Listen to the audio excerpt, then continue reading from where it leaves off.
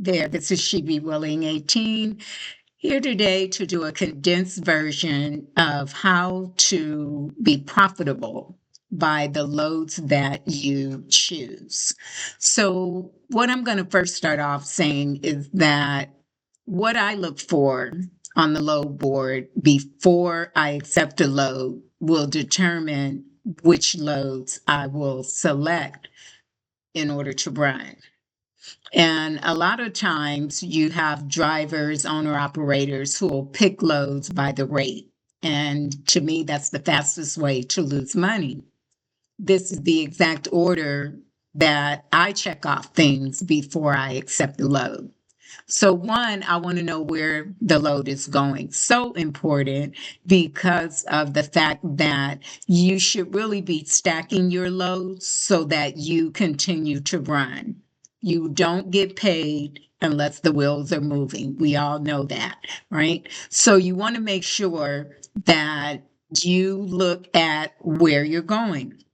And some of the examples, you can look at some of the loads in the background here, where there's loads going from Laredo to Ohio, going from Grand Prairie to Elk Grove, California, Grand Prairie to Montgomery, New York. Well, technically, those are all good freight markets.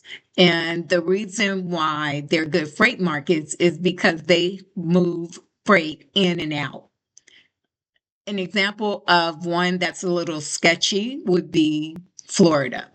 Florida has a tendency to move freight in, and then you struggle to bring freight out unless you're in one of the seasons, Valentine for flowers, summertime for fruit, that sort of market. So it's important to know where it's going more so than what it's paying. Because if I look at the rate and I'm going, say, from Grand Prairie to Miami, Florida, and I'm going to get paid $2.88 a mile, I get there and there's nothing coming out. I have to deadhead 500 miles. Is that still profitable? Not really.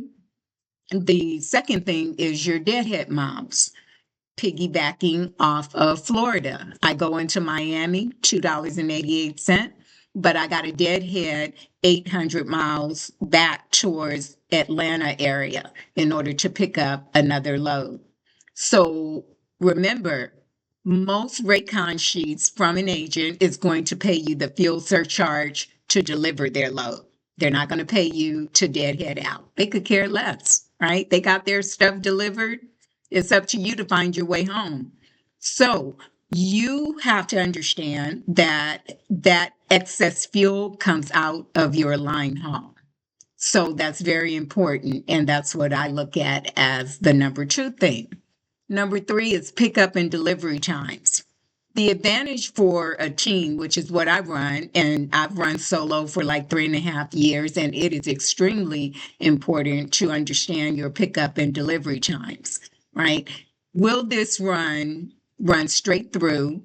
Will my appointment time be static, or is this a first come, first serve?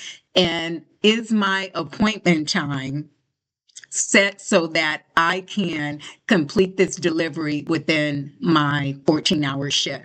So important for a solo. For a team, not so much, only from the standpoint of, one has to sleep while the other one is driving. So you don't want to have to wake up the other person because you've run out of hours. You're sitting on the dock for 5, 6 hours, and now you can't even move the trailer, but your teammate hasn't had his 10 hours or her 10 hours. So that's where pickup times and delivery become important step number three. Number four, very, very important, real rate per mile. It's so important to understand what the real rate is. So as you can see in the background on this spreadsheet, you have some rates here that go as high as $4 and some change a mile, 370. Good rate for the mileage, but is that the real rate? So loaded miles plus deadhead miles. equals your actual rate. So if using Florida, not to pick on Florida, but it's a common place where this happens, you have 1,272 loaded miles from the Dallas area to Miami, Florida. But in order to get back to some more money, you got to deadhead, say, 850 miles into the Georgia area, Alabama area. So now you add your loaded miles of 1,272, which you got the fuel search for, your miles would not get searched for, and you divide that by the rate at 471. Now that rate drops down to like 308, 299. So that is how you determine what the real rate is. And it's very important to do so.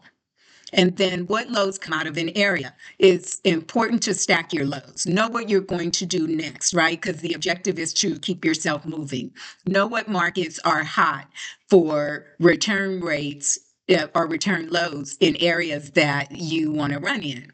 So East Coast tend to have higher rates than the South.